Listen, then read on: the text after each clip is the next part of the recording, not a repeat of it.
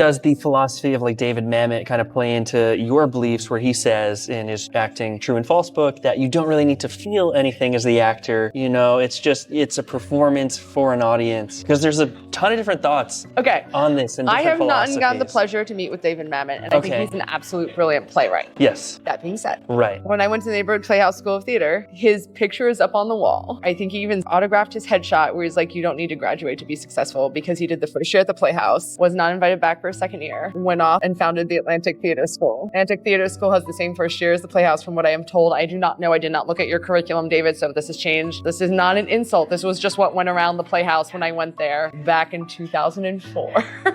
20 years ago. And then he made up his own second year. But what he says there is very interesting, right? Because there's that famous meeting of Laurence Olivier and Dustin Hoffman, where they were working on a movie together, and Dustin Hoffman was like, well, I'm not feeling it. And Laurence Olivier was like, try acting, my dear. And so I think there's a balance of the pretend and the realized. And you also have to look at like stylistically what you're doing. Stylistically, how is your character portrayed? Stylistically, how far do you need to go to be truthful? Because if something is unauthentic, it's going to read a mile away as unauthentic. Like if I'm talking to you right now and being sincere, you get that I'm being sincere. But like if I'm not being sincere, if I'm being phony, and you've met people in your life who are phony, and you know instantly. You can feel it. Yeah, you can feel it. So, but if you've created a character that their whole level of real is phony, then you're dealing with a different level of things. There's a lot of craft involved, and you have to be willing to play and make mistakes. And Martha Graham, who I absolutely adore, said, you know, you have every right to go into that rehearsal room or that audition room and fall on your face so you can come back and be successful. And you're not going to be successful unless you give yourself